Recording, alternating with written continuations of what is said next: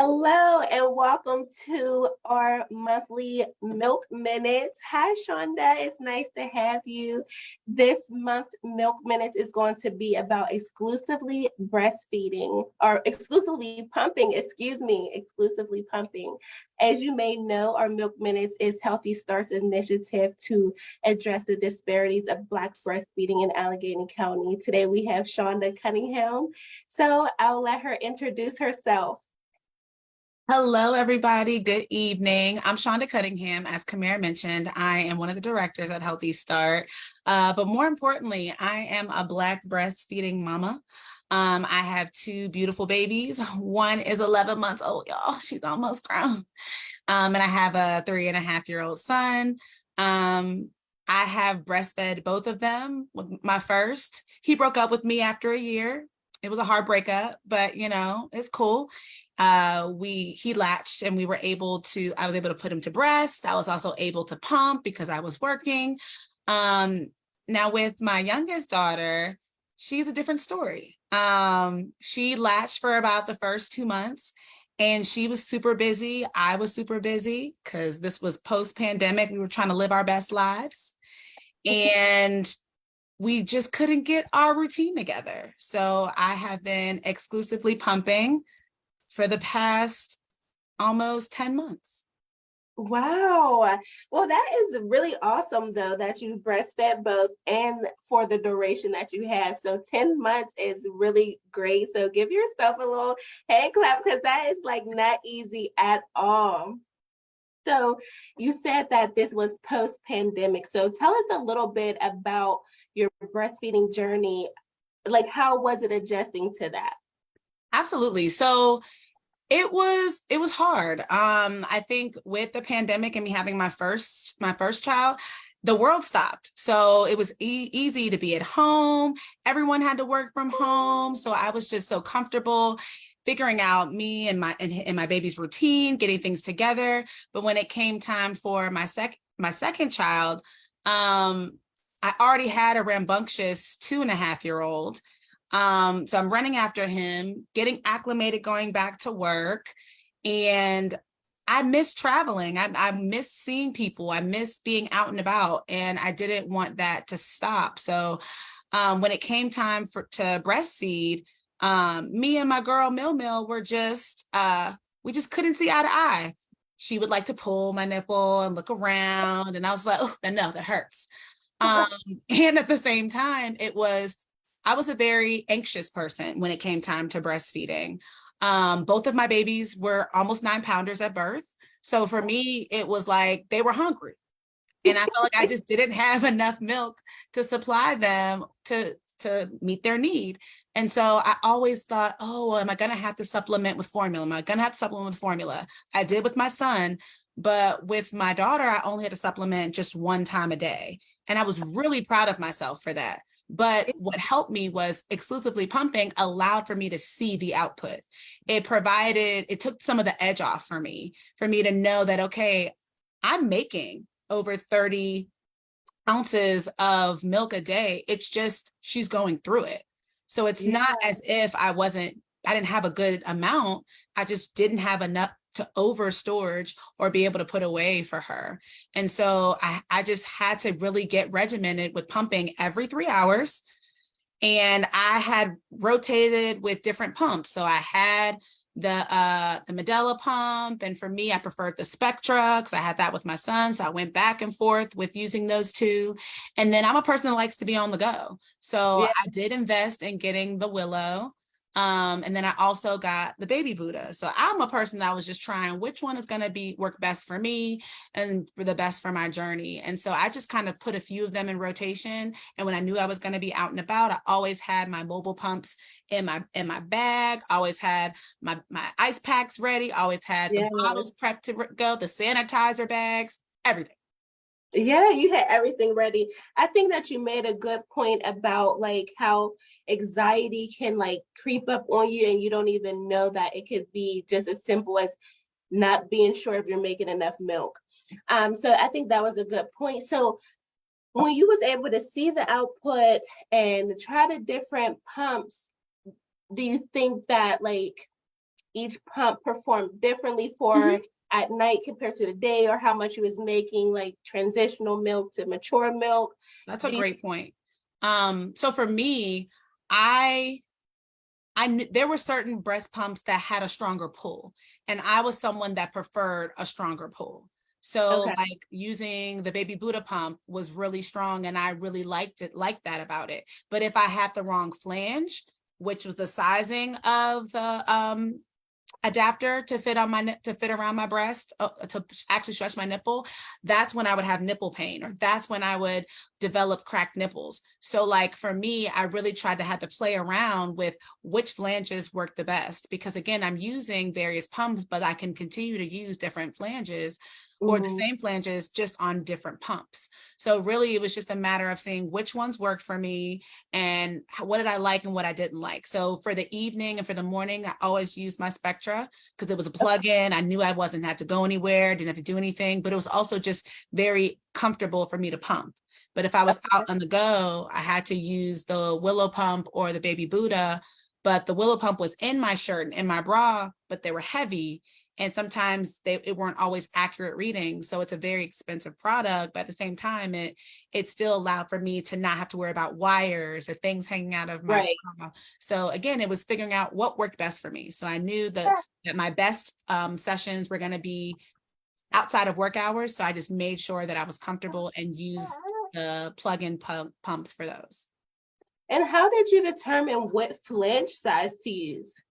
So I actually got it measured. So making some breast pumps come with a kit that you can actually use to put on your nipple to actually get the correct size. But I also when you're in the hospital after giving birth and there's CLCs there, you can utilize them, or you can even call and utilize the cub and ask them what resources can really be used. Because with my first child, actually with both children, I've used the latch line and levels of support, because just because you've had one baby doesn't mean you get it right. Or me exclusively pumping was completely different than mainly putting the baby to breast. So I needed all the help I could get to make sure that I wasn't crazy and that I was doing everything okay, because it's still a lot of pressure and it's still a lot of work, even a little bit more so than putting the baby to breast, because you have to have things cleaned all the time. Right. I was going to say, like, it's so different too, because like when you have to exclusively pump, you have to clean the flange, you have to clean the bottles that the milk is like dispensing into, you have to clean everything about it. So multiple times a day as well. So it's just like, that's a lot of work. It's like a whole job in itself. So I heard you say that you pump maybe about every 3 hours or so. So what do you do in the meantime? Do you like put any cream on your nipples to prevent them from cracking, or how do you keep up with the maintenance to make sure that you are still taking care of yourself? Great question. So I lived off of breast pads. I started out with disposable pads, but then I really love the washable breast pads, just because I always knew that I would be able to just put them in the wash machine, dry them, and I knew I always had them, didn't have to worry about running out of them. Also, too, I would put cream before and after, just because it helps with when it comes time for your nipple stretching within the flange to minimize cracking. And two, I wasn't a person that you could just pump for 15 minutes and get 5 ounces. I had to work for it. I'm sitting here pumping for 30 minutes and having to hand express, just because my breasts are a little different and and not everybody goes to the same. Some people, they can hand express the same amount of milk then comes out sitting at electric pump. Everybody's different. So for me, I was just kind of like, I know I'm going to have to hand express some. So I have my haka, like, I'm not going to lie, y'all, I'm pumping right now. Like it's a job because my baby's got to eat. Yes. Okay, well, that is good to know, because a lot of people, you wouldn't even think like you're using the electric pump, so you're thinking that it's probably getting everything out. In a 15-minute span, they probably think, oh, my breasts are empty, because you usually hear just stay on the pump 15 minutes, whereas you can do that and then hand express. I think that's really good to add in there. So did you ever notice that like pumping may have created more milk than your youngest was drinking? Did it ever give your body that sense of like false, the baby's drinking more than it really is? So I think it can, but I think everybody is different because there really isn't a way to measure how much milk someone can't express or can't express, or if you're putting the baby to breast or not. I know some women who exclusively pumped and they have refrigerators and freezers full of breast milk. But at the same time, when you kind of get into a rhythm and you know what to expect, you can actually like change how often you pump. So maybe you're not pumping every 3 hours, maybe you're not pumping every 4. But at the same time, you know, your baby, as they get older, they're not going to eat less, they're going to end up eating more. And I think the hardest part is when you start introducing food, and if you are the main person caring for your baby, you have to find a way to pump and feed your baby food, and your baby is smelling the milk as you're pumping and want your milk and you and the food. And it's a lot. It's a lot of pressure. It's a lot of worry sometimes because you feel like, am I doing enough? But I think when it comes to like pumping, some people get nervous and they do pump too much.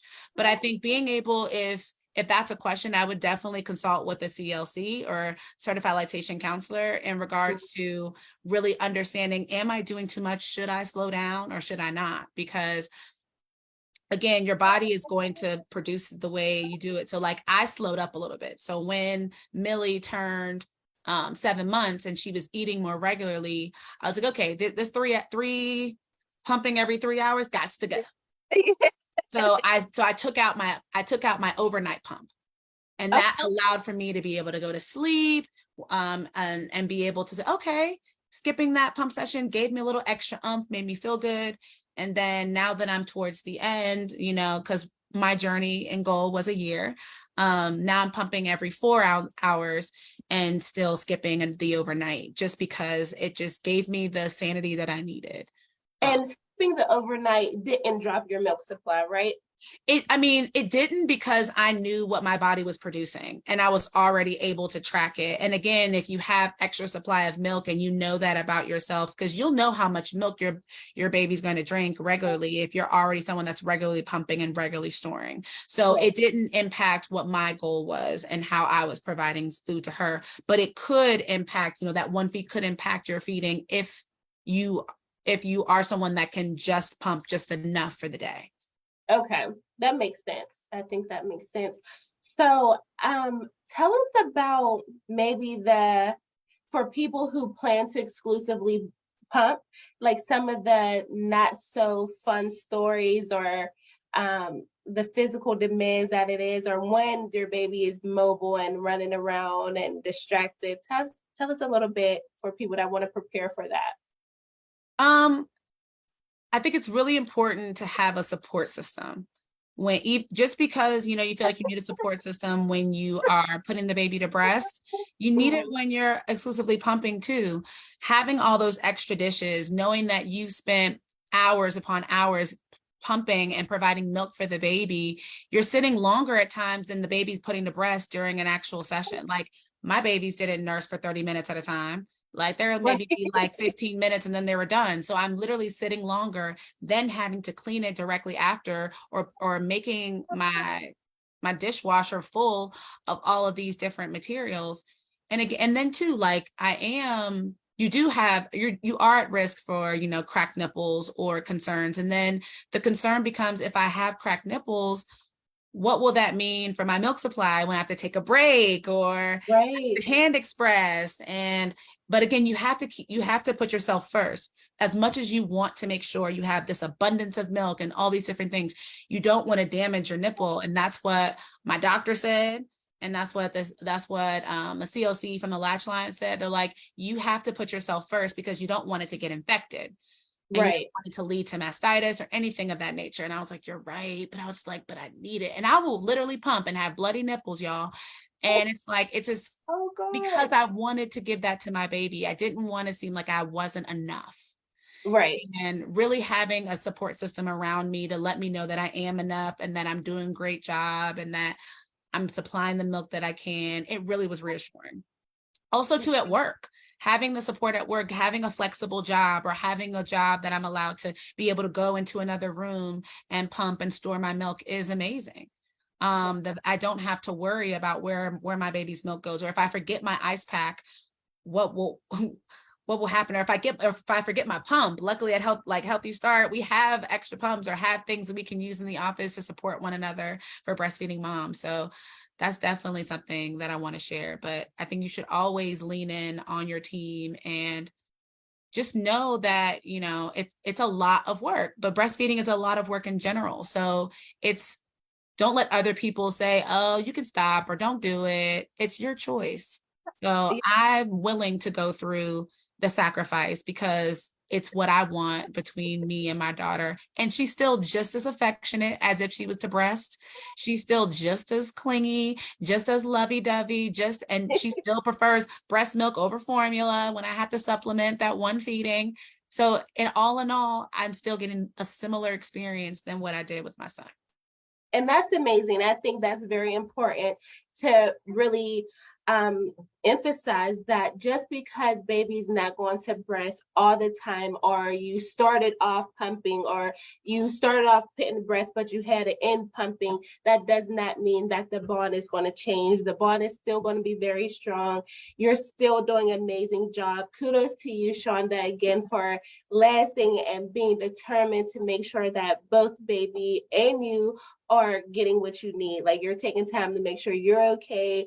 Your baby girl is making sure she's fed. So that is amazing. And to all the other wonderful moms that's exclusively pumping, you are rocking it, girl.